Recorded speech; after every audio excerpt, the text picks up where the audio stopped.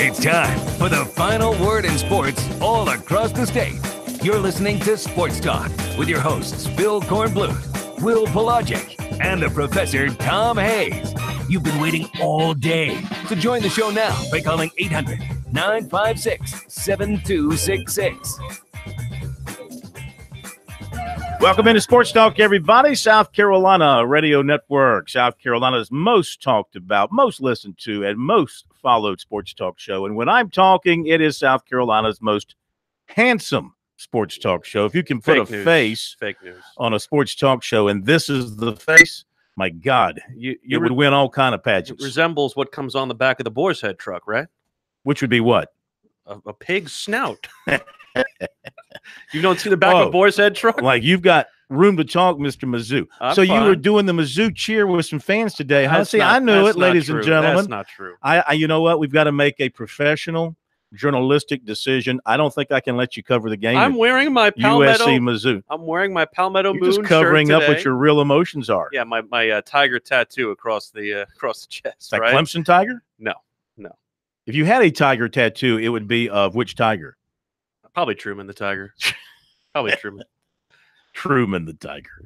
800-956-7266. We got time for some phone calls early on. Your final thoughts on the games this weekend. South Carolina now a 1.5 underdog. What do you think is going to happen? State newspaper this morning, citing sources, said that Bentley is not going to play, even though they later said in the story, final decision on that will come prior to kickoff when they evaluate Bentley some more. But what do you think is going to happen? I think he's not playing. I didn't think he was playing earlier in the week either, to be brutally honest with you. And I know I said this last night when Will Muschamp made the decision, or at least made the statement on his radio show where he said that Bentley was going to be a game-time decision. Look, I know that, and again, I don't want to make it sound like that Will Muschamp is doing anything nefarious here, but it is in his best interest to be, I would say, deceiving about his team's injury status. And he did it earlier this year with DJ Wanham. He said he was going to play against Georgia. We haven't seen him since.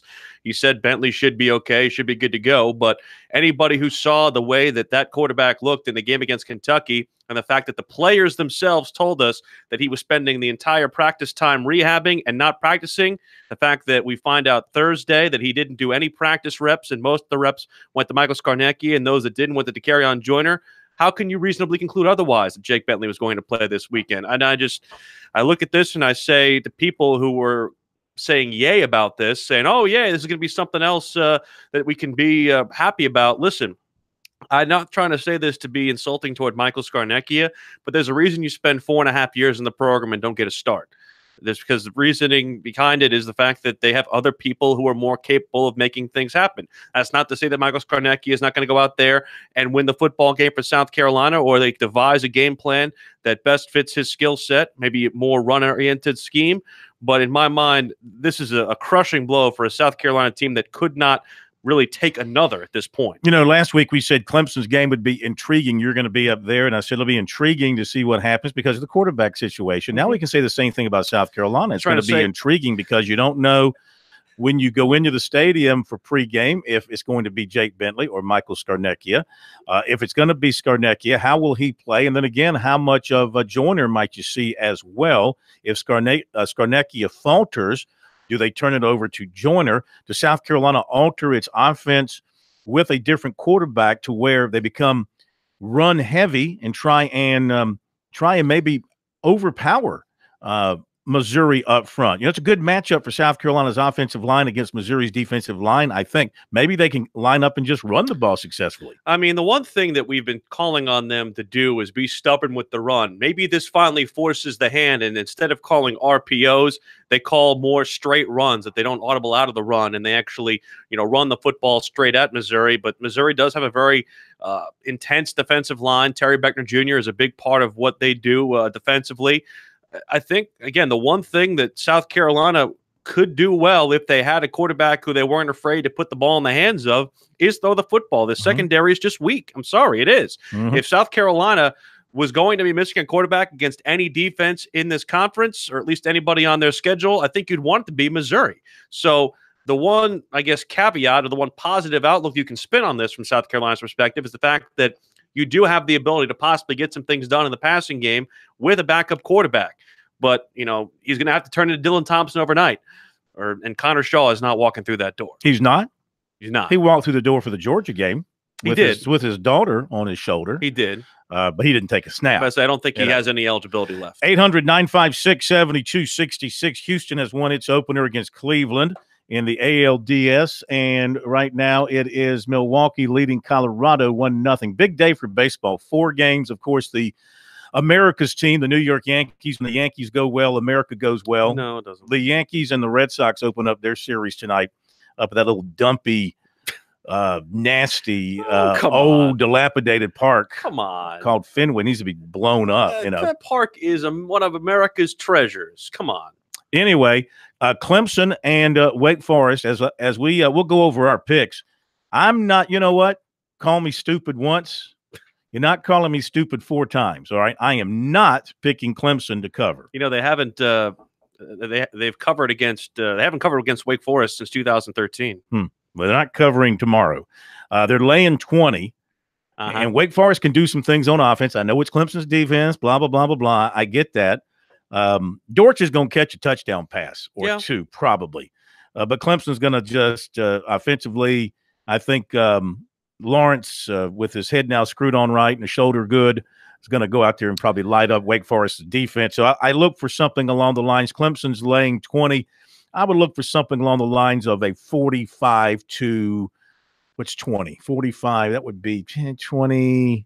You think they're scoring 28 points on Clemson's 22. Defense? Yeah, that's tough. That's tough to say. Maybe Clemson won't score as much. Maybe be more like 38 to 20, something like that. I think there is a lot of pressure on Clemson's offense to look impressive. I really think there is, because I think they need to prove to, I think, the rest of the country that the decision that they made to go to Lawrence is a sound one. Now, you basically got your 1 week reprieve because he didn't play the entire game, and you had to go to a run-oriented attack with Chase Bryce in there in the second half against Syracuse.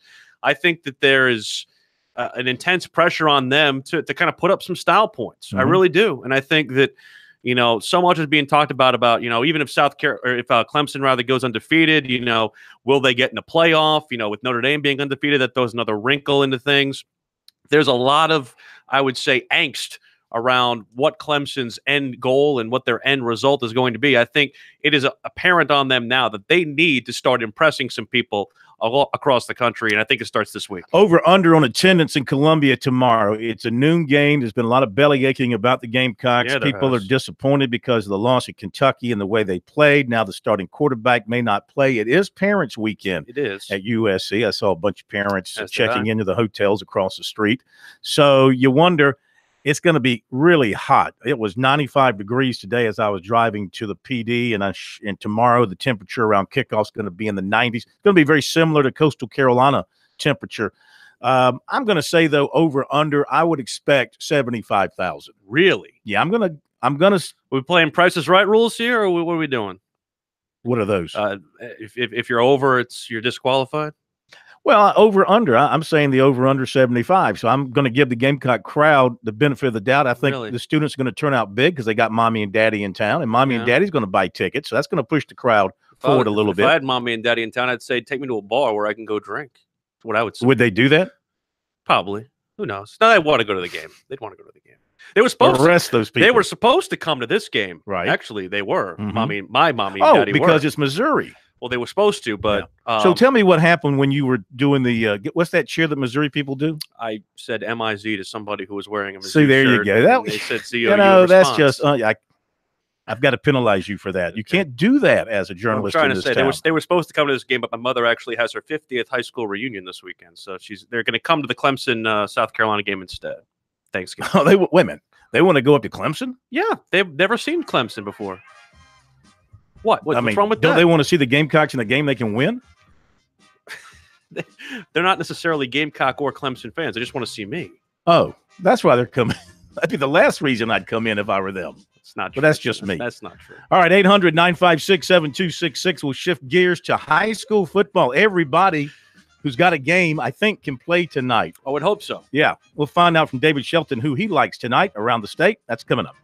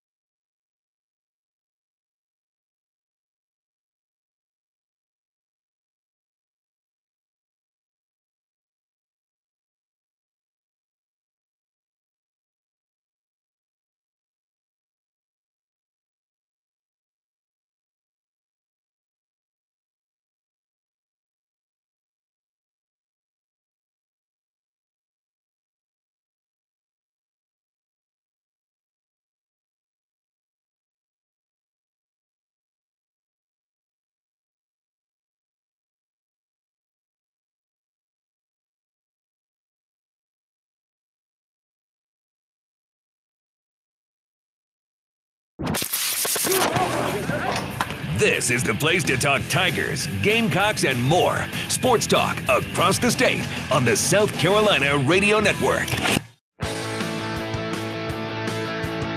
We'll get to the high school football in a moment, but a couple of basketball notes. Tonight over at Colonial Life is the men's and women's basketball tip-off event. They're signing autographs right now, both the men's and women's basketball teams. They're going to do some dunk contest stuff, not really a full scrimmage, but two people who will not be participating for South Carolina. TJ Moss has been dealing with a sprained foot, per Frank Martin. He said that on Columbia Radio earlier today. And also, Alonzo Frank has been dealing with a tweaked knee, and he could be out as long as a month, which would put him basically out for the opening game October 6th. So that's not necessarily good news for South Carolina. Post depth is certainly a big issue for them, and Frank obviously being a big part of that. And also, we're wondering also about the eligibility of Jermaine Cousinard, who we reported is probably not going to play this year as a result of academic issues, but we've yet to get clarification on that from South Carolina, and Frank Martin might get that here today. And the other thing, too, David Cloninger of the Post and Courier put this out today. Apparently, the NCAA shot down an exhibition game, or a proposed exhibition game, between South Carolina and the University of North Carolina. It was supposed to be played in Charlotte. It had approval from Roy Williams, Frank Martin, Michael Jordan, everybody except the NCAA. Reason being? They were going to play for Hurricane Florence relief, and there was going to be all the proceeds go in that. And apparently the NCAA, for an undisclosed reason, said no. And they basically had approved a lot of these hurricane relief games, but somehow they didn't approve this one for reasons that they did not disclose. Makes no sense, but today's been one of those days where a lot of things don't make any sense to me. As we welcome in somebody who will make a lot of sense to us, it is David Shelton, best in the business, covering high school football and high school sports in South Carolina for the Post and Courier and the High School Sports Report. David, I hope you are well, sir. I am well. I don't know how much sense I'll make, but I'm well. Well, Dutch Fork at River Bluff. Let's start there with some of the top games of the night, couple of undefeateds. Another chance for somebody to stand up to Dutch Fork and say no more. Is River Bluff that team? No. They're I don't know if that team exists within the borders of South Carolina, but River Bluff's had a great year, and they're off to a great start. And there is no question Blair Harden is doing a phenomenal job, and they're going to be around for a while as he continues to build that program. But Tom Knotts has been around longer. That program's more established. Could be competitive, but I don't even know what competitive is anymore with them. 70-14, is that, people cheering about scoring 2 touchdowns against them? I think their defense has only allowed one. Their first team defense, I think, has allowed 1 score this season. So, now River Bluff does do an option type game that could create some problems, but man, they're going to have to, that offense is really good. You're going to have to score 28, 35 points. I just don't know if anybody can do that on Dutch Fork. Yeah, right now Dutch Fork is averaging 64 points per game, allowing 8.4. Yeah, that's pretty good, I would say. That's a bit lopsided, yeah, I would say. I would say that. All right, let's continue. Your game tonight in the Low Country is equally big. Yeah, Fort Dorchester has a 30-game winning streak in the Low Country. They have not lost to a team from the Tri-County area since November of 2014, when Ashley Ridge beat them. They won 30 in a row since. Berkeley is 6-0, ranked 6th in the state. Fort Dorchester is ranked 3rd in 5A. So it's. I wrote today in the paper, it's the biggest game here since 1994, when Stratford and Berkeley were both 10-0. Berkeley ended up going 15-0 that year and winning the state championship, but I was here that night.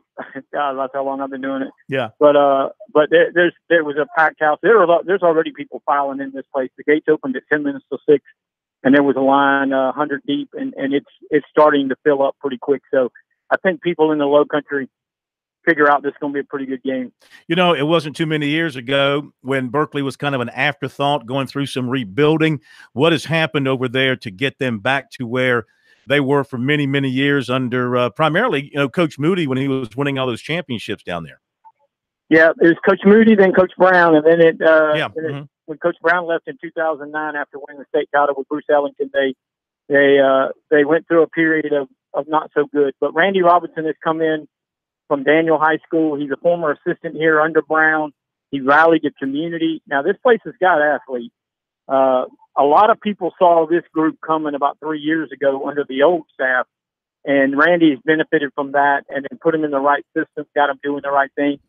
They're very athletic, very talented, very fast, very good in their JV and B team program. So, you know, they have an opportunity to become the low country team, but they still got to beat the guys on the other side. And that's still, you know, nobody's done it in almost 4 years. So it doesn't make it easy. We don't get to say this often, David. A heavyweight matchup in Skeeza, Hammond and Porter Gowd. How do you see this one? You know, I said earlier on another show that I thought Porter Gowd would be competitive for a while. I don't. You know, Hammond is just Hammond, and they're the Dutch Fork of Skeeza football. You got to really hope they make a lot of mistakes to beat them, and I just think Hammond's going to win the game, and I think they're going to probably win it. I think they're just now Porter Gowd's undefeated, but as you know, Bon Jovi blast off on the speakers. But well, I think they're very good offensively, but I don't think defensively they're going to be able to hang with Hammond. You know, Porter Gowd is known for its basketball. Any of those hoopsters playing on the football team? No, I'm trying to think. I don't think any basketball players play football. Yeah. I'm pretty sure they don't. Boy, wouldn't you like to have Josiah James at wide out at 6'6", or, you know, last year they had Aaron Neesmith, who was about 6'4", but very athletic.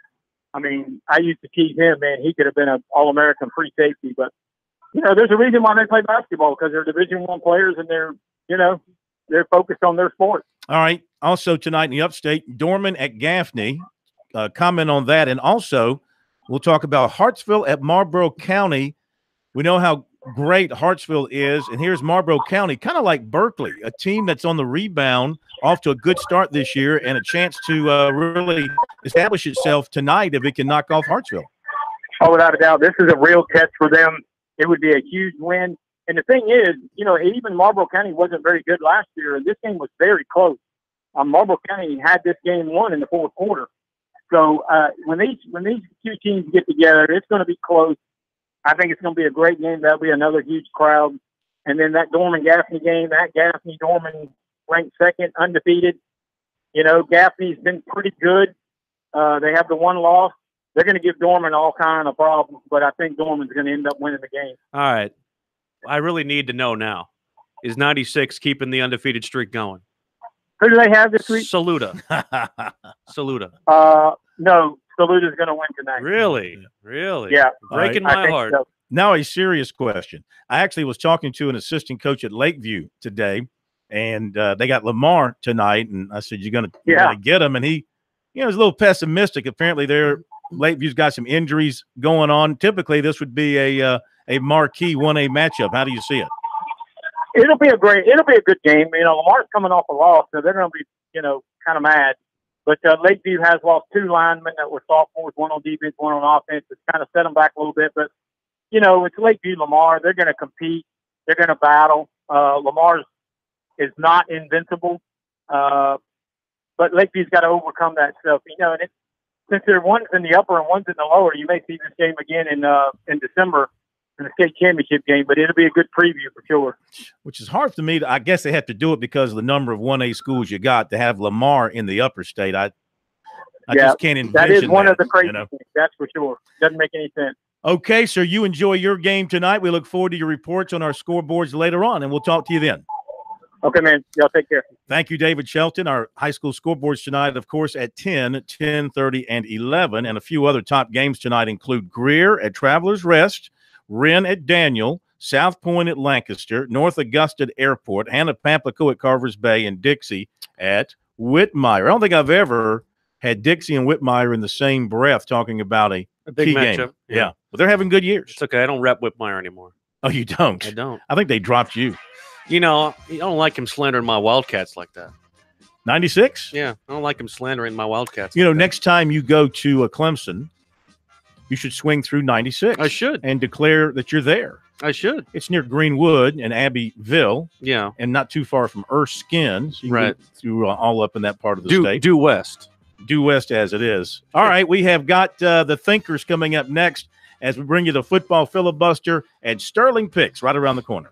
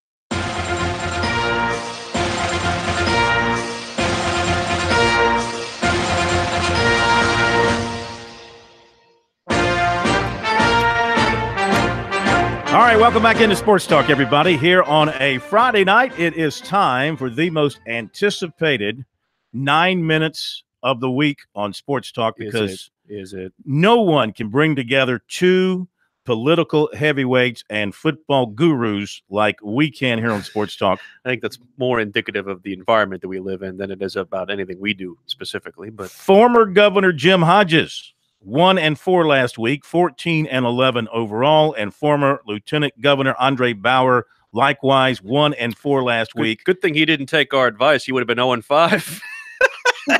12-13 overall. This is still a race. This is not over by any means. We're just barely hitting the halfway point. Plus, we got postseason and bowl games and all that. So no sense to panic there, Lieutenant Governor Bauer. You're very much in the hunt, despite your lousy week.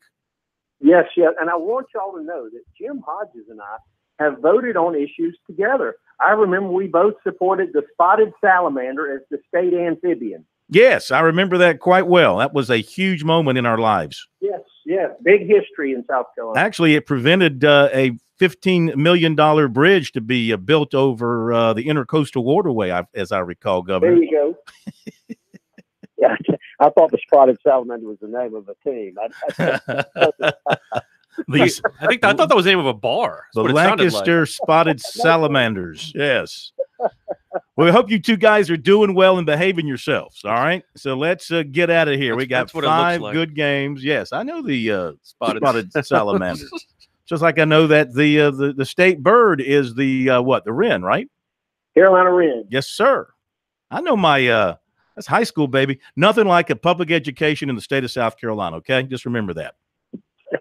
I'm full proof of that. Okay, so Governor Hodges, Lieutenant Governor Bauer, great to have you with us. You both 1-4. So last week, but Andre, you're trailing. We're going to let you lead off. Okay. Okay. All right, here we go.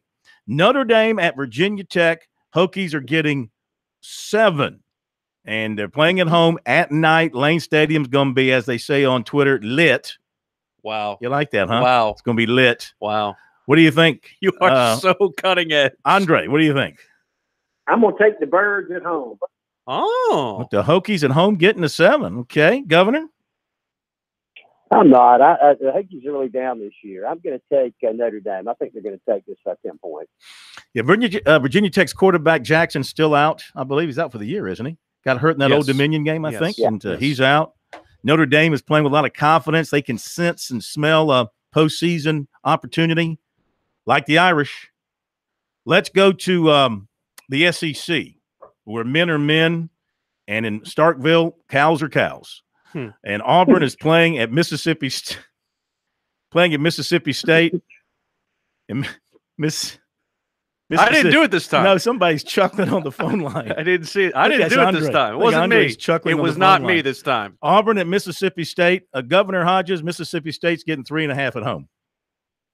Yeah, I'm going to take Auburn. I think Mississippi State's a little bit down, and since Auburn has already lost a key conference game, I think they're going to come back strong and win this one by probably at least a touchdown. Okay, so I'm sorry. Did you say you want Mississippi State? No, I want Auburn. Oh, you want Auburn. Auburn, okay, I'm sorry. You lost me there for a second because I was watching Will do something. So Auburn it is for you, laying the 3.5. Andre, what do you think? The Republicans and Democrats come together in unison. I'm going to support Auburn as well. I kind of like Mississippi State bouncing back at home. No. Okay. War Eagle. I'm a big fan of Nick Fitzgerald. If he's healthy and doing his thing, he's tough. I don't know if he's healthy.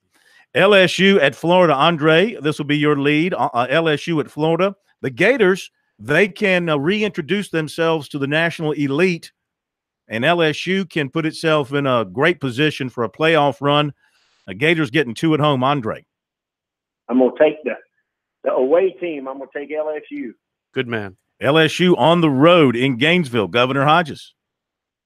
Eddie always manages to screw up what looks to be an easy game. I'm going to take the Gators.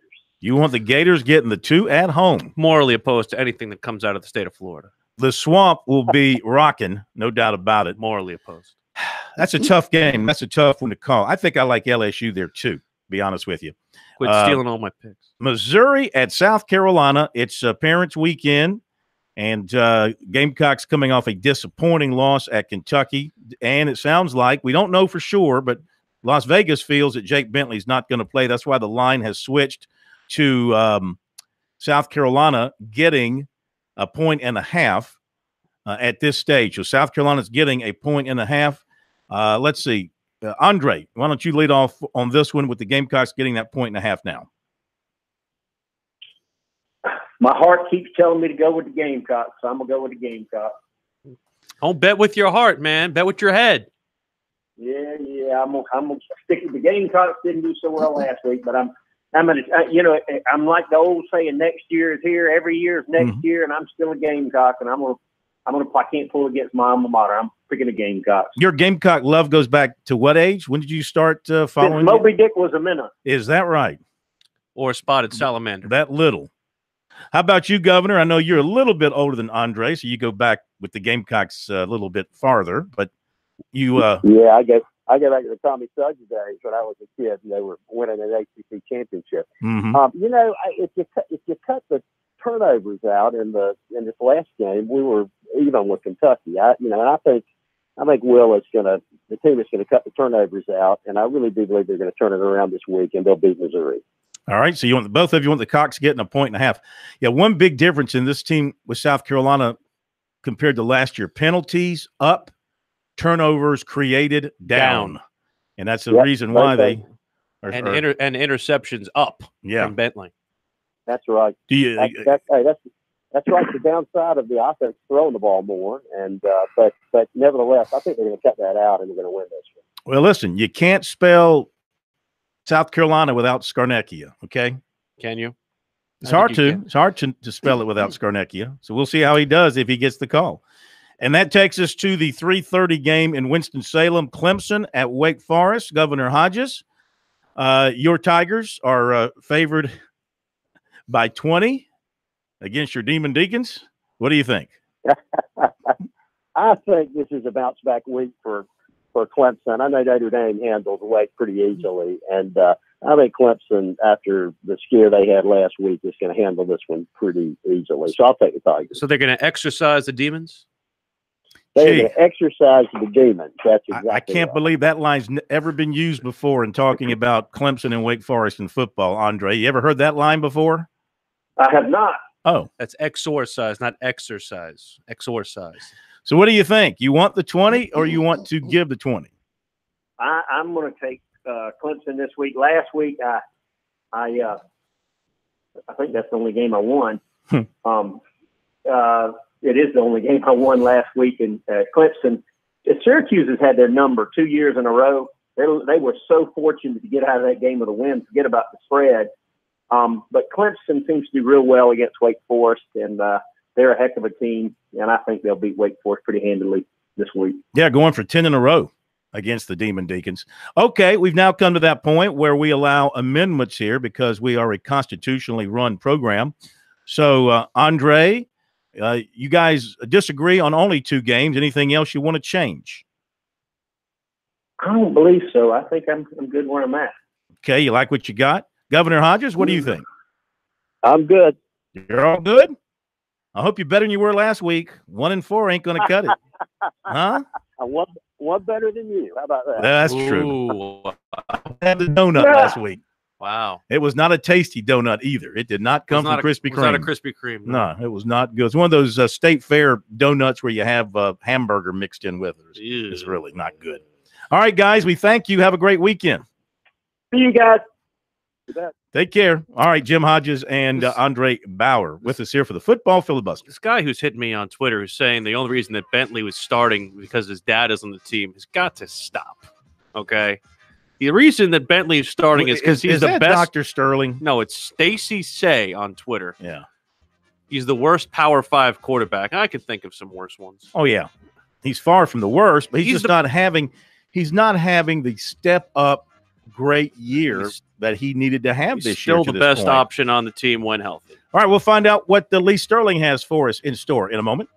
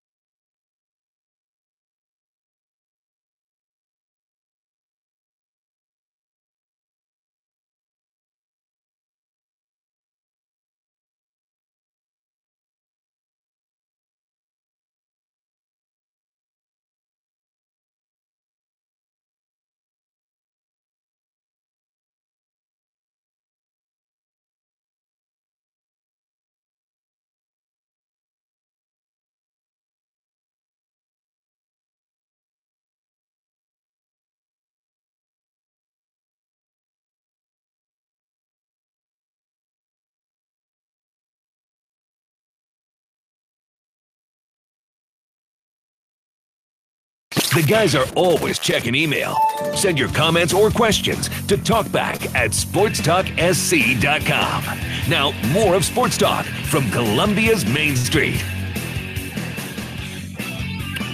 We are back, Sports Talk, South Carolina Radio Network. So we go from the rank amateurs to the professional here on Sports Talk as we welcome in Lee Sterling of Paramount Sports for our Sterling picks on this Friday night, heading into another weekend of college football. In fact, we've got an ACC game tonight.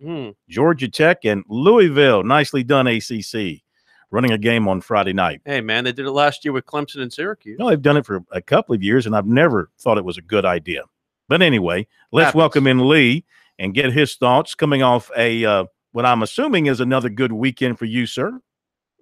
Well, we had trouble on Friday, and then Saturday was back and forth, but Sunday we finished going 3-0. So look to build on that and have a perfect weekend. And on top of the fight, the games on Saturday and Sunday, we've got the Conor McGregor Khabib fight. So we're excited about this weekend here. You sound mobile. We never talked to you, and you're mobile. Yeah.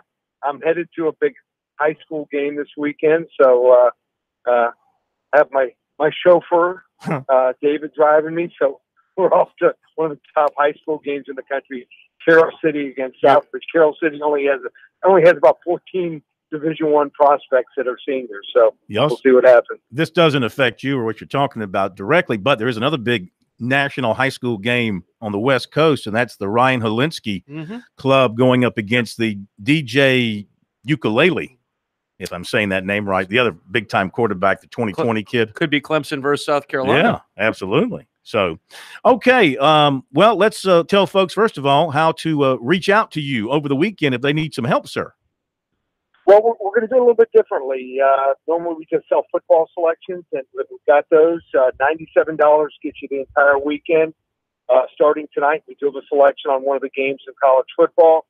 Everything tomorrow, Sunday, and Monday. Total about 12 to 14 games for just $97. Or you can get through the end of October, 4 weeks for $297. And how about this? We're going to, for the first time, we're going to be selling UFC MMA picks. So here's the story. What happens is early. You guys into UFC at all? I am not. Semi. Okay. Semi. So I used to be a boxing purist. I was into boxing. Just fell in love with UFC and don't follow the fighters per se. You know, not like when I was young. When I was in middle school, I carried around the Ring magazine and I would try to memorize top 10 in each class. But I'm into the UFC and really just enjoy watching the big fights. I think these guys are incredible. So my cousin says, can I bring over a friend? I'm like, sure. He brings over this guy, and as soon as I take a look at him, I mean, this guy is ripped. He's tattooed up. I can tell he's a fighter. So I asked him, you fight mixed martial arts? He says, yeah, just retired. And I looked him up. He has a 16-10 record, so I know the guy's legit. And so I said to him, can you give me some, give me a breakdown before, if you know any of these fighters before the fights. And turns out he breaks down these fights incredibly.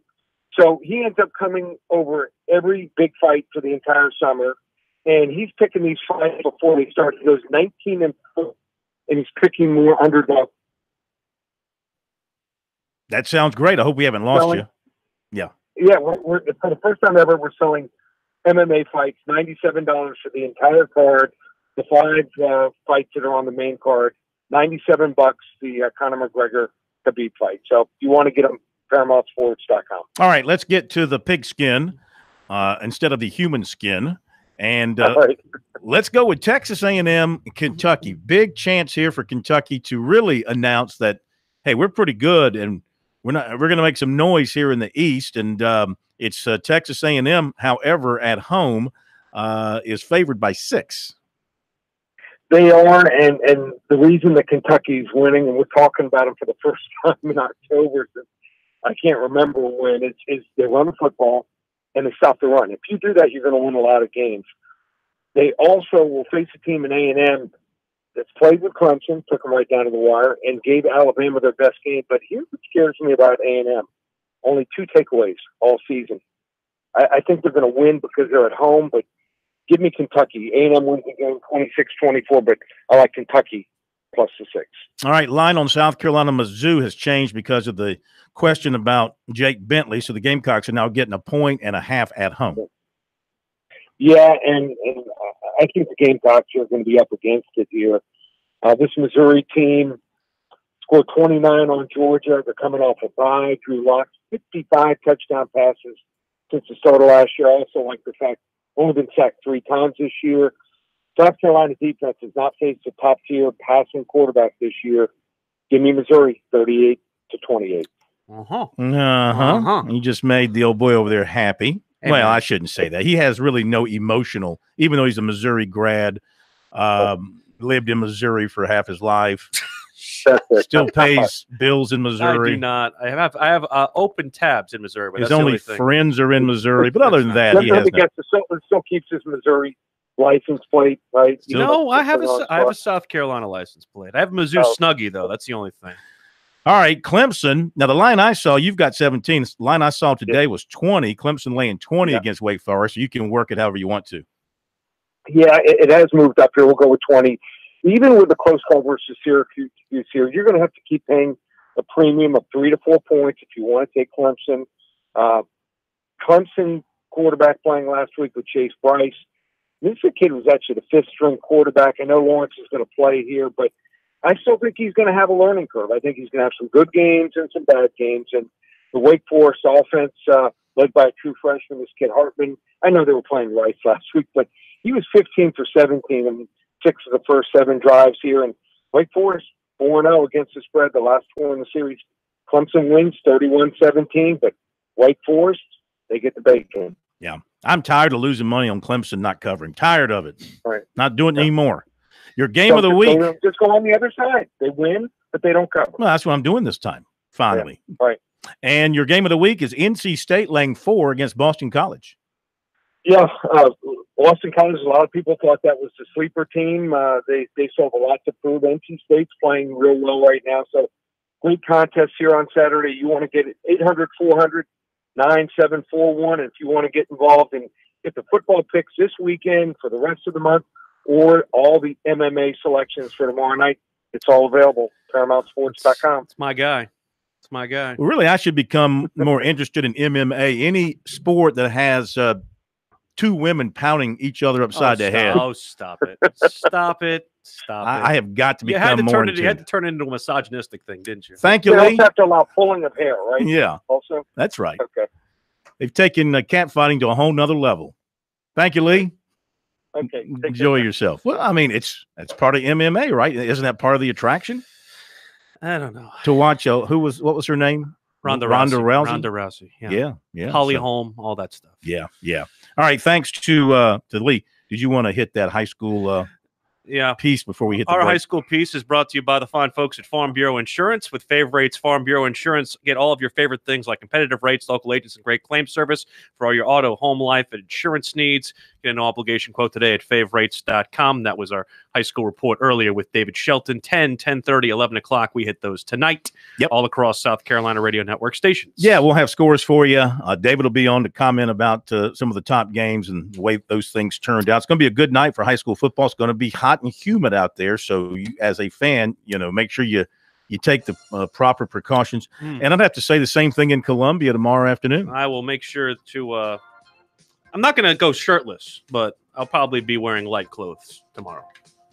I don't blame you. Light clothes. Yeah, I mean, yellow is a light color. It's not going to be yellow. Maybe white, but not gold. Yellow. Gold. Is gold. Is gold. Is there? What are their official colors? Black and gold. Black and gold. Okay. You ever had a black and gold? Goldschlager and Jaeger? I don't think I have. Yeah. Not that I can recall. Like only a true man can. Not in this life. Maybe in my previous life I did. So, all right, top of the hour, and we have got some opposition research coming up. We're going to go to Missouri and talk to Bill Pollock about the Tigers. We're going to go to Wake Forest, talk to Stan Cotton about the Demon Deacons, whether the Clemson can, here it comes again, exercise the demons. Also, second hour, we're going to talk to Monty Dutton with NASCAR, and also our final check-in with George Bryan as we wrap up the golf season. Hour 2 of a Sports Talk on a Football Friday next, South Carolina Radio Network.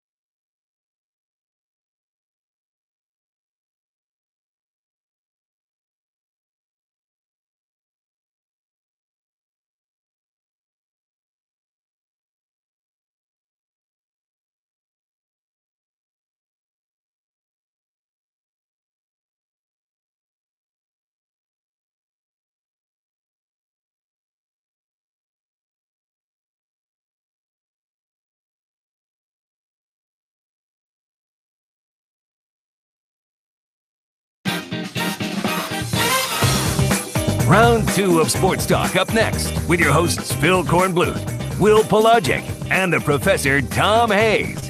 Don't leave us hanging. Join the show, 800-956-7266. Sports Talk, South Carolina Radio Network. It is a Football Friday here on South Carolina Radio Network. Will Pelagic, Phil Kornblut here with you as we preview the action with South Carolina and Clemson. We start now with our opposition research. We go into South Carolina's opponent this week, Missouri. South Carolina, of course, being a part of this SEC now with Missouri and part of this SEC East where they've occupied a lot of the same ground. Man who covers the Missouri Tigers for the statewide radio network under the similar parent of Learfield, Missouri Net, Bill Pollock. He joins us here on Sports Talk. And Bill, the news that we get today from South Carolina is that the presumed starter for the Gamecocks is Michael Scarnecchia. I know that when Barry Odom was asked about it earlier this week, he assumed that he would see Jake Bentley. How do you react to the news that South Carolina might be starting its backup quarterback? Well, I think either Barry was just being very diplomatic or playing coy. But he did say that he didn't expect the offense to change all that much. And I know that was what Will Muschamp had said as well.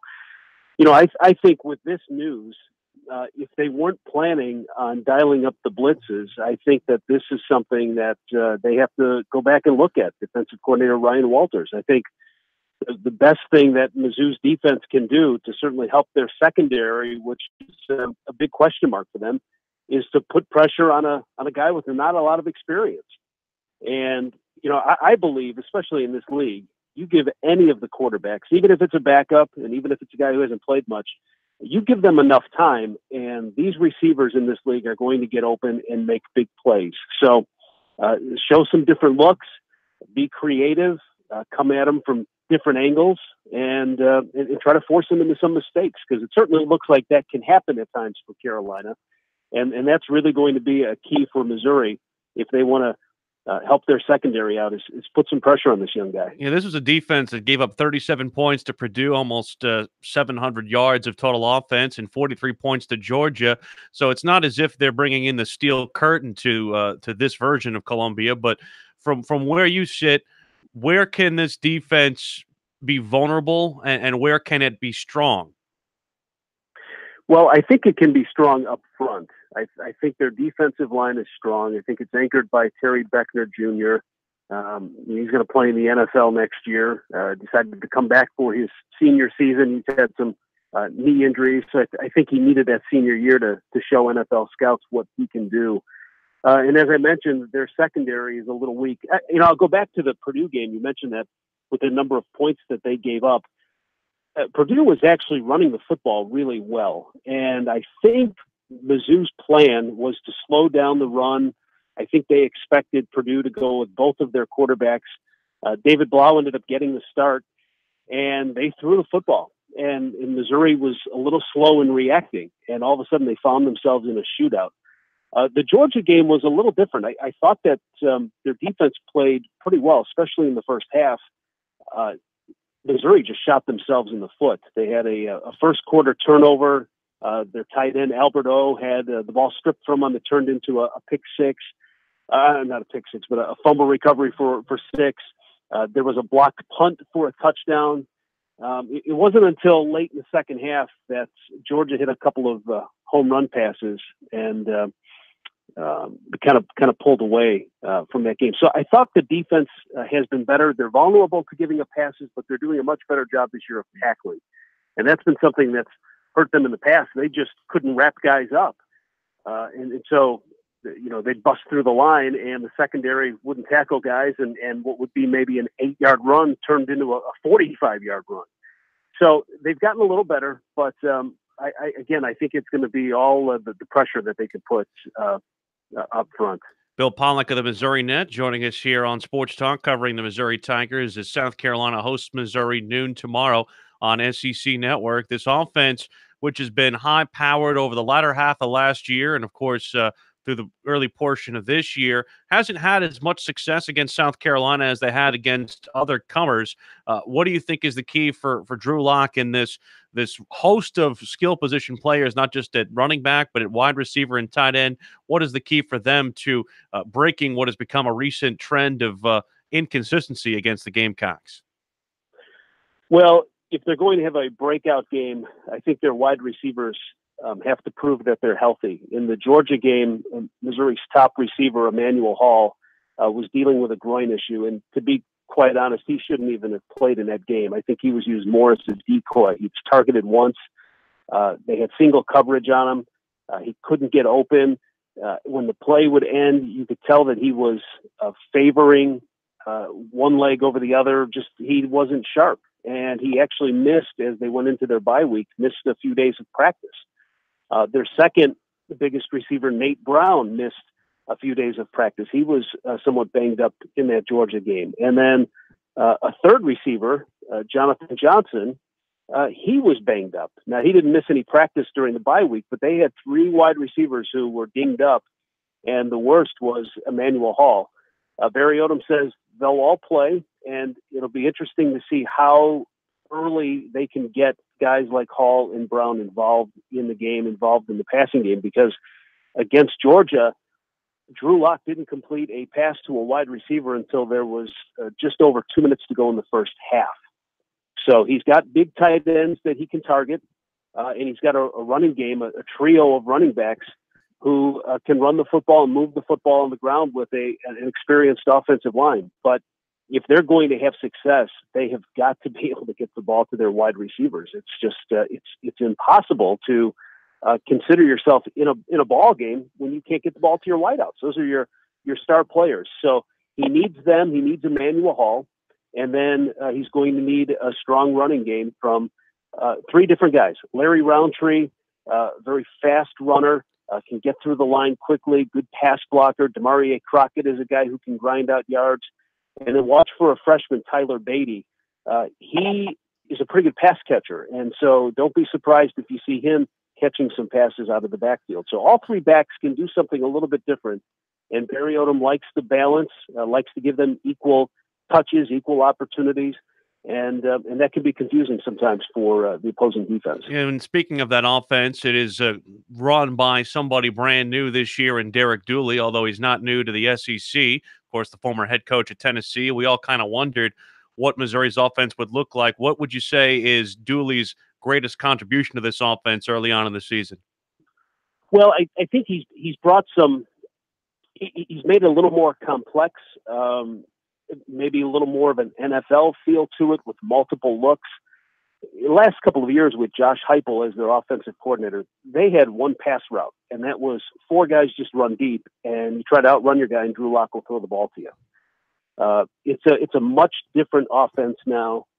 They give you different looks. They come out of different formations, and a lot of this was done, I think, because of perhaps Dooley's familiarity with the SEC, but also it was to kind of play into the skills that Drew Lock has and help him develop for the next level. They certainly want to see Drew Lock do well at the next level, but they also understand and understood that when Heupel left to take the head coaching job at Central Florida, they had to do something different offensively.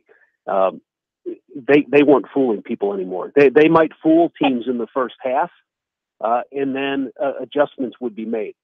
So they can do a lot of different things. They can be creative, and I think it's helped them. And while at times they're a little bit slower in getting going, perhaps, I think they're more consistent. And what Georgia did a great job of is setting up a shell and not letting Missouri get beat deep. Now, that strategy may have worked, and it also may have worked with the fact that three wideouts were injured. But I think Drew did a great job of showing that he could find his tight ends, use his running backs a little differently. And, they were in that ball game, certainly in that ball game, and I think really had a chance to beat Georgia if they wouldn't have made so many mistakes in the first half. So they can just do a lot of different things than what you've seen before in the last couple of years with Mizzou. Looking forward to a big game tomorrow at Williams-Brice, South Carolina and Missouri. They play for the Mayor's Cup, a trophy that I'm sure only is cared about by the two men who are named after it, with the two mayors. Bill, thanks so much for the time as always. Enjoy the game Saturday. Yeah, thank you. We take a look at the Wake Forest Demon Deacons next with their radio voice, Stan Cotton, as Opposition Research continues on Sports Talk, South Carolina Radio Network.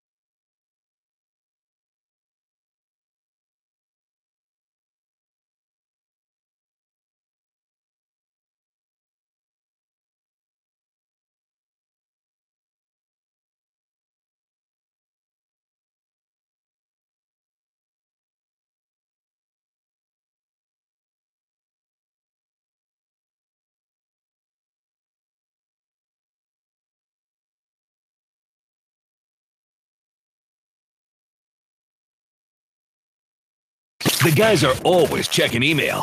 Send your comments or questions to talkback@sportstalksc.com. Now, more of Sports Talk from Columbia's Main Street.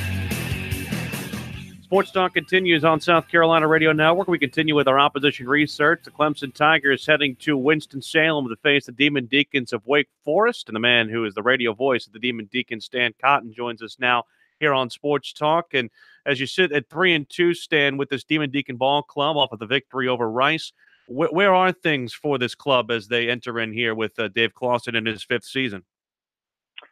Well, I think in a lot of ways, I think Wake Forest is a team still trying to find itself. I mean, they've got, much like Clemson now, a true freshman at quarterback, and Sam Hartman has done a pretty good job. He had a really good ball game last week, very efficient as Wake Forest won over Rice. But Rice is at Clemson, and that's not to disparage the Owls.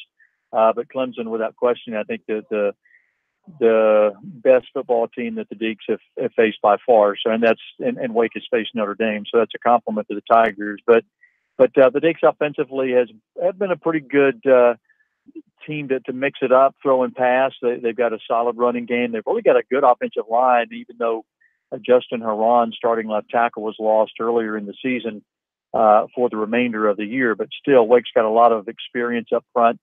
I think they did a pretty good job against the Tigers down in Death Valley last year. And so I think, Wake offensively is in pretty good hands. Defensively, Wake's had a lot of injuries. They're playing a lot of different people back there. The secondary has been an issue. Dave Clawson fired his defensive coordinator a couple of weeks ago. That he thinks he made some strides last week in a lot of different areas. But again, it was against Rice. It's not against Clemson. So the Tigers will certainly test the Deacs this weekend, and that's what you expect when you face one of college football's elite programs now in the Clemson Tigers. Certainly so, Stan, and I know that, we know about Stan just because of what he did in the state here at Oceanside Collegiate, and obviously looking at what he did in high school. What differentiated him to the coaching staff to basically make him the second true freshman starter, replacing a man, obviously, who was the first in John Wolford? Well, Sam's just, he's a gifted athlete for one, and that always helps, right? When that's the baseline, when you start with a really good athlete, and Sam is that. He's got a really good football IQ. I just think he gets it. I think he picks things up very quickly. He reads defenses well. He's had the luxury of being at Wake since January, so he went through spring practice, was in Winston-Salem all summer going to school and going through workouts, and then obviously with fall camp. So he's just been the most consistent of the quarterbacks throughout that time. And although he didn't go into fall camp as the expected or the projected starter, Kendall Hinton was suspended for the first 3 games, and Hartman won the job and has kept it since. He has, I think, proven that he's a guy that not only is a good quarterback right now, and I really think that he'll be a really, really good one before he leaves. I think he's a whole lot like John Wolford, who had a terrific career at Wake Forest and ended up with a terrific senior year last year when the Deacs offensively broke all kinds of school records with their offensive output. It's interesting with the running game, Stan, looking at the rushing numbers, Carney ahead of Colburn as far as that goes, just because of the great sheer numbers that he's brought to the table. How surprising is that to you? A little bit. Matthew Colburn's not had the year yet that maybe a lot of us thought he would, but it might be that it's just that Cade Kearney's had a better year than a lot of people thought. He's really a punishing runner. Old school football people will appreciate him when they see him over the weekend. Squares his shoulders up, has a good foundation, just is a tough-nosed kind of guy. I mean, he would rather go over you than around you, and on top of that, he's a great student, a great teammate, really good kind of a guy to have in the locker room. His teammates really, really like him. But Colburn has shown spurts, and I think he'll be fine. And then Christian Beal-Smith, another guy, the third back in Wake's rotation, is a youngster that hadn't had as many opportunities, but he's got a real good upside. I think he's going to play a lot of football before he's finished for the Demon Deacons. Talking with Stan Cotton, voice of Wake Forest, as the Demon Deacons hosting Clemson this week, BB&T Field in Winston-Salem. He joins us here on Sports Talk as we go through our opposition research. Passing game, it kind of runs through Dortch. We all know that. He had 5 catches, 78 yards last year against Clemson. How have they worked to try and find more creative ways to get him the football to make sure that teams aren't so keyed in on him? Yeah, well, that's hard to do. Rice last week, it was kind of odd. I mean, they played kind of a defense that allowed Dortch to break open and be in the clear a good chunk of the day. He had 4 touchdown catches last week that tied his own school record that he set against Louisville a year ago. But Dortch is an exciting player, small, but he's got a lot of wiggle to him, and he finds a way to get open. And he's, I think, first right now in the league in all-purpose yards. He'll be back returning kickoffs and punts as well. He's taking 2 punts back for touchdowns this year. So if he can find a way to get open, if Sam Hartman can find a way to get the ball to him, then that'll be a good thing for Wake. He hadn't run the ball all that much from scrimmage, just a few times in his career.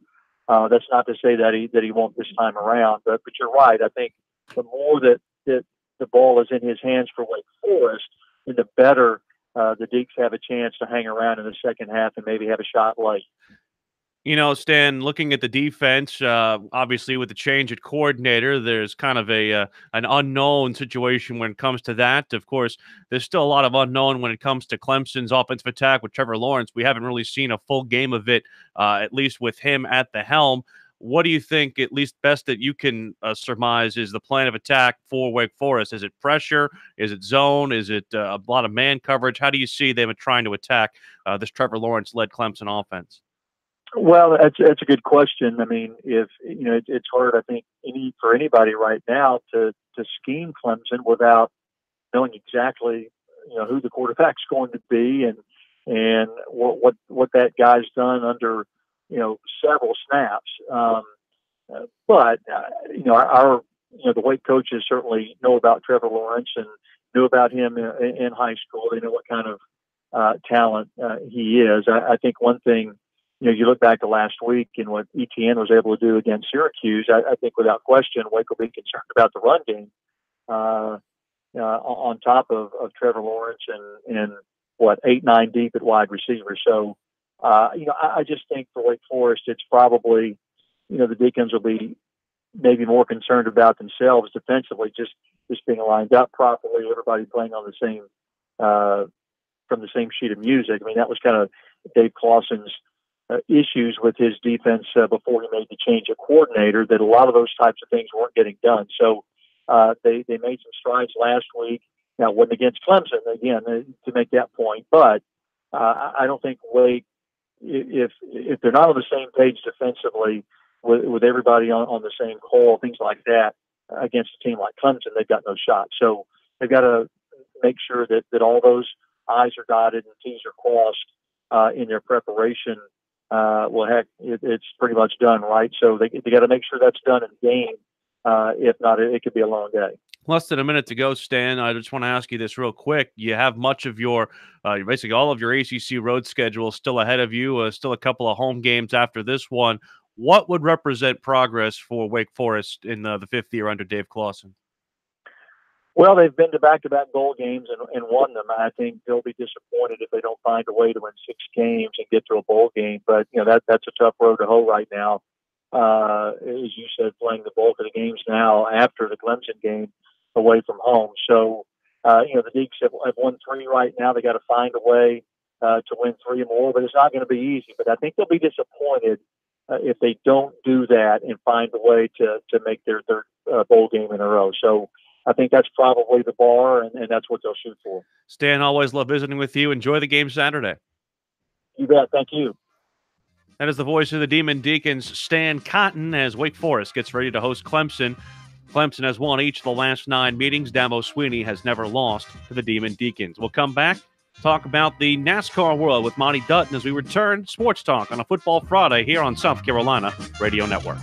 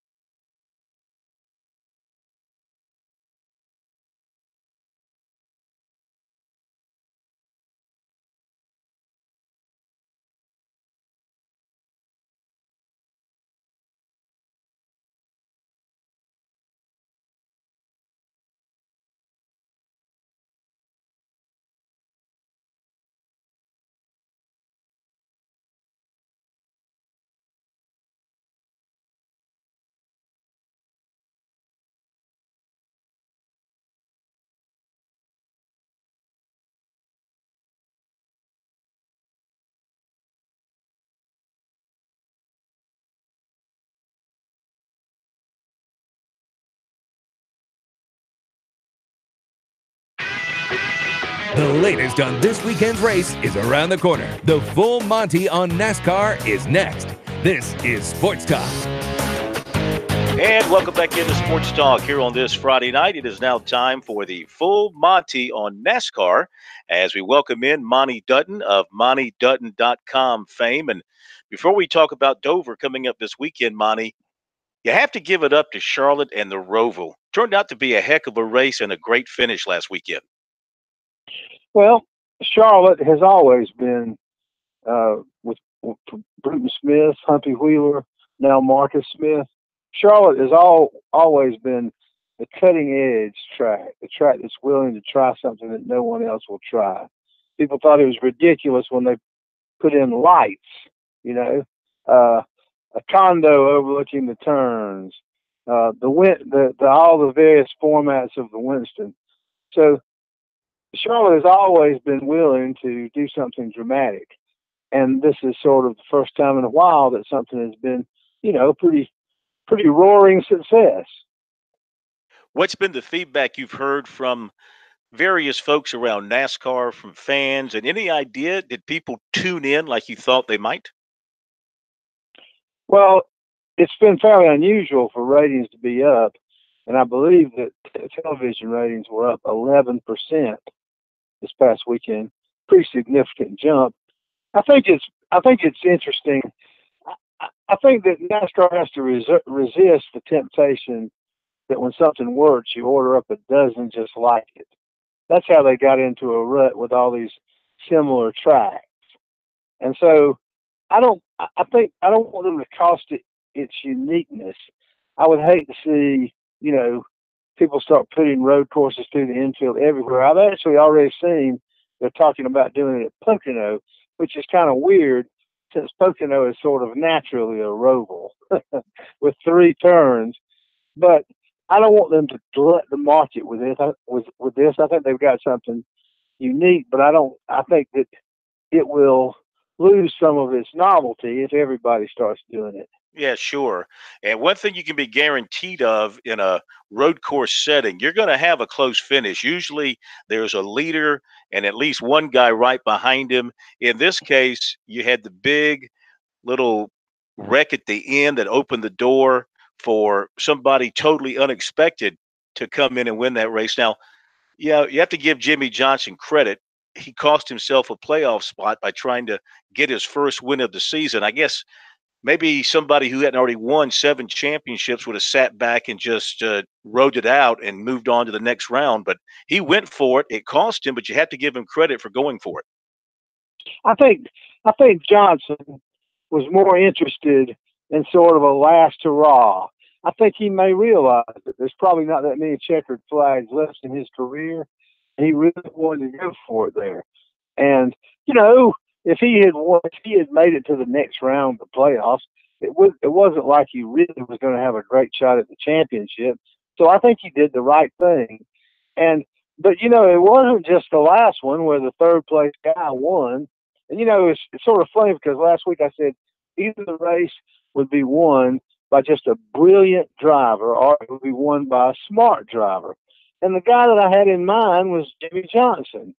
But the funny thing is that the often impulsive Ryan Blaney, who absolutely drove a wonderful race where he watched everybody else eliminate themselves, hung in there. He drove a race that was sort of like his teammate Brad Keselowski, who already he and Kyle Larson and Kyle Busch all wrecked 5 laps earlier. The guy on this day, who was cool, calm, and collected, won the race, and he wasn't the guy that you would think would drive a race like that. Yeah. One last thing on Jimmy Johnson, now that he's out of championship contention, what was it about this season for him and his team that just did not work? Well, the first one is that Chevrolet switched to a new car, and obviously it hasn't gone well. They're getting better. They'll probably be fine next year. But the fact is, the Camaro that Chevrolet introduced, it hasn't, it's not like it hasn't been competitive, but it hasn't won very many races. Chase Elliott won and Austin Dillon won in the Daytona 500. It's funny the car won its first race, And it once again shows how irrelevant in the whole scheme of things the Daytona 500 really is. But that's number one. Number two, I think that Hendrick Motorsports sort of shaved the payroll and got rid of some experienced drivers and brought in probably some young drivers, partially because they're talented, but partially because they were cheap. And number three, Jim Johnson is reaching the point in his career where a person starts to tail off. So I think there's a combination of those two factors. But I really don't think Johnson is going to hang around a long time. I wouldn't be surprised if he doesn't. I haven't heard this. I don't know this. But knowing Jimmy, I wouldn't be. I think that losing is going to get old, and I think he'll be concerned about his legacy. And I don't think his career will last much longer unless things get better in a big hurry. So you don't see a Tiger Woods-like resurgence for him? No, because compared to race car drivers, Tiger Woods isn't really, golfers have that opportunity, I think, more than race car drivers do. Although that's a recent phenomenon. I think I've expressed it on this show before. My theory is that when the drivers who are really good when they get old are the ones who are very active, like Mark Martin and Harry Gant, Bobby Allison until his career was cut short. But his career was he was in his late 40s when that happened. So I believe that as you fight Father Time and try to make up for your loss of reflexes with your experience, that's a battle you'll eventually lose. But the people who do it the most are the ones who stay very active. And Johnson has never been one to run any time but on Sunday. And I believe that most drivers' career tails off when they become less active, because I think, contrary to popular belief, people think that when you're a young driver, you need to run every race you can. But the truth is, and I think you can prove this statistically, is that it really is when you're old that you need to keep your skills honed regularly. Monty Dutton, the full Monty on NASCAR with us here on Sports Talk. Got about 2.5 more minutes, so let me ask you quickly. The rules changes for Daytona and Talladega going into next year, doing away with the restrictor plates, but doing something else to slow the cars down. Your reaction? I'm a little bit concerned about it because I want the top level of stock car racing to be the level that takes the greatest amount of skill. And I think that when they turn down the horsepower, it sort of makes the Cup Series like the Xfinity Series. There's not as much throttle response. Those cars are easier to handle. It probably will. I think that they're making it more where anyone can win in a way. And so I have some concern just because I think the fact that the top level should be, it should take a great driver to win at that level. But on the other hand, there isn't any question that just time will tell. I think there's some contradictions. I'm not sure that what they're doing will actually make the racing make closer. But I think that they will make the cars more equal. And one of the problems NASCAR has is that when they make it where the driver's important, I'll be damned if the best drivers don't win all the races. Kind of like this year.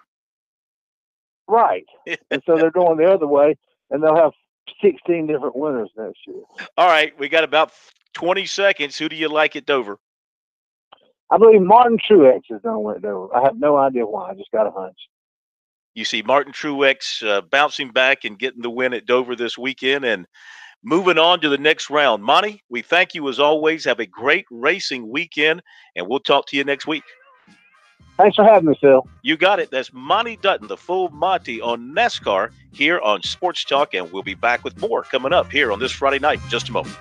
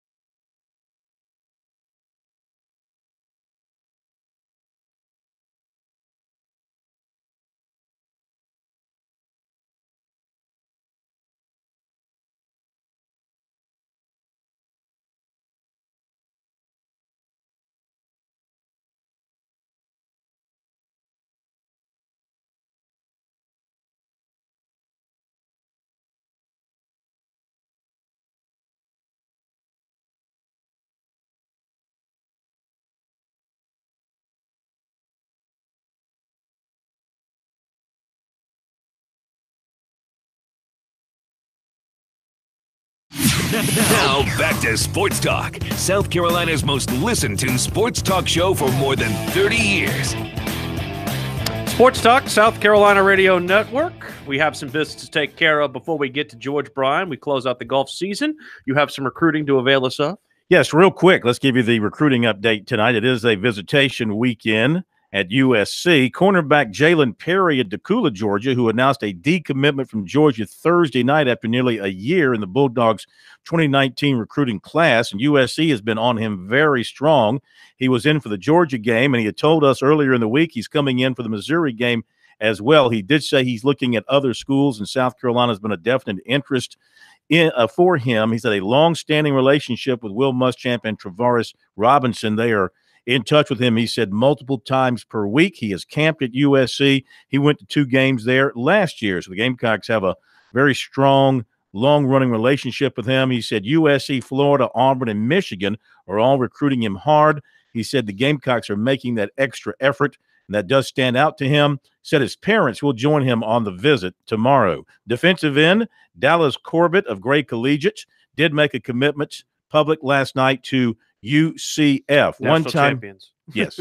One-time Clemson target, tight end Keon Zipperer of Lakeland, Florida, announced a top 6 tonight. Alabama, Florida, LSU, Miami, Oklahoma, and Penn State. And did I mention this last night? Ryan Fitzgerald. Place kicker Ryan Fitzgerald of Moultrie, Georgia, had planned to visit USC tomorrow. He's not coming in after being informed by Coleman Hutzler that they will not be signing a kicker in this class. They have talked to him about being a preferred walk-on if he were to choose that. Interesting. Other scheduled officials for this weekend of note: Clemson target offensive lineman Trevor Keegan to Ohio State, USC target and Mississippi State commitment offensive lineman Darius Washington to Miami, USC and Clemson target offensive lineman Ja'Kai Moore to Florida for an unofficial visit, basketball 6'7" Christian Brown, formerly of Columbia, to Georgia. And at USC, 6'9" Wildens Levesque of Brockton, Massachusetts, is making his official. He's also been to VCU and UMass, and he might visit Penn State and Virginia Tech. 6'6" Donta Scott of Philadelphia, also visiting USC officially this weekend. He has taken officials to Temple, Seton Hall, and Maryland. He is scheduled for LaSalle later this month. 2020 USC target, 6'6" Terrence Williams of Washington, going to Stanford this weekend. No visit this weekend for 2020 6'9" P.J. Hall of Dorman, but he will visit Tennessee in 2 weeks. There you go with the recruiting here on Sports Talk. It is now time to welcome in. No, picks. We're going to do George? Oh, do picks. Okay. Well, bring George on board, and we'll do our picks real quick, and then we'll turn things over to George. As far as the panel's picks for this week, it was an 0-5 week, as we mentioned, for the 3 of us, me, Pro, and Will. The best picker of the week last week was the money coach, Fran Halloran, who went 4-1. Blind squirrel. So the leader right now, though, after a 2-3 week, is Fran. Fran is 17-8. The bad boy, Alan Smothers and Matt the Newsman, they are 15-10. I am 14-11. Pro is 13-12. As is Bobby Hart. And as is Brian Leonard. In last place by himself is Will Palacic. Yes. Kevin Cohen is 12-13. Loser Will is 11-14. So for this week, looks like kind of a split crew for Notre Dame, Virginia Tech. I'm taking Notre Dame. Cheer, cheer for old Notre Dame. Wake up the echoes cheering her name. Auburn, Mississippi State. Most of us are picking Auburn. I'm picking Mississippi State. Go be on an island for yourself. LSU at Florida. And the majority is taking Florida. Only the Big Kahuna. I mean, he's taking LSU. Okay. I'm sorry, taking LSU. The Big Kahuna is taking Florida. Enjoy that. Missouri, USC. I'm taking the Gamecocks. Will's taking the Tigers. Of course you are. Pro's taking the Gamecocks. And Bobby, of course, is taking the Gamecocks. Everybody else is taking Missouri. But the Gamecocks are getting the points. Now, some of these guys, they made their picks when the Gamecocks were favored by 2. Yeah, and Pro's not here, and we have no way of getting in touch with him. Right. We have sent out emails to them. If they wanted to change it, they could. But nobody, except for Kevin Cohen, did change his to Missouri. Coward. And Clemson at Wake Forest. And everybody's taking Clemson and laying the 20 except for me and Brian. It has to happen. It has to happen. They haven't covered against Wake Forest since 2013. don't trust them anymore when it comes to covering. They just don't have a mindset for that. 1-4 ATS this year. All right, we do welcome in for the final time for this golf season now that it's over, though it started again. It's over, but it starts. It's over, but it starts. George Bryan III, professional golfer himself, golf instructor, PGA member, all-around good guy. And how do you feel about the U.S. performance in the Ryder Cup? Well, there's not much to feel.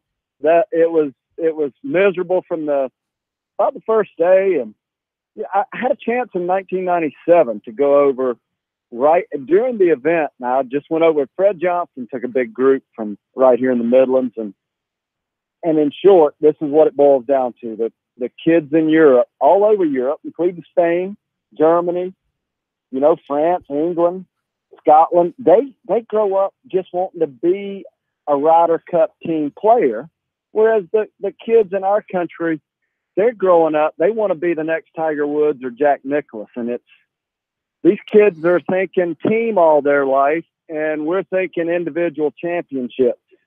So it's just a completely different mentality. And when you have the home course, coaching does matter. It matters a lot. They have the tradition of team. And it's no surprise that they won, especially when I heard the setup, the way they had the course set up.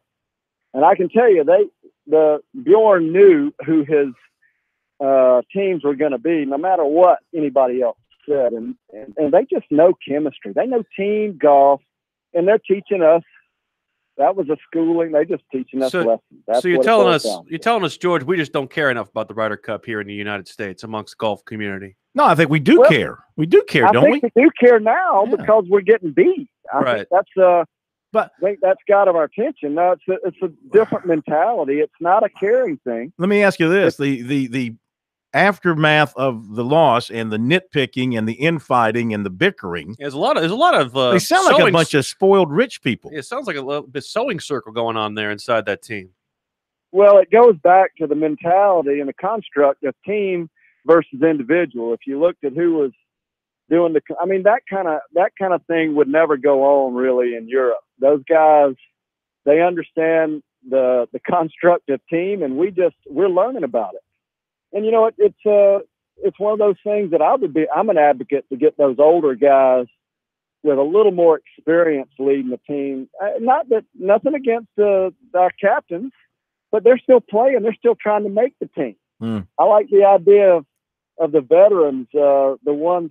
I mean, you just don't see very often the coaches putting themselves in the game, and so from a strategical, from a respect, from that standpoint, the Europeans are just way farther ahead. I got to ask you real quick because our time is short. How do you explain the poor, horrible Ryder Cup record combined between Tiger and Phil Mickelson? Hey, I wish I could. That's one thing. I'm very happy about football season because the golf courses are empty. What I'll do is I'll ponder that all winter long. Yes. That one's still a mystery. I think one thing, those two guys, they feel like they're carrying the weight of the world on their shoulders, and I think what we're doing is witnessing their breaking point, and they want to play bad so good that they just can't get it done. That just be my guess. But I will ponder until this new season really starts, and I can't figure that one out either. Who you picking on? It just ends. It starts. Who you picking on Thanksgiving weekend, Tiger or Phil? Who cares? Oh, come on. Seriously, who cares, George? Give me something. Tiger, my gosh. My gosh. If he can't beat Phil.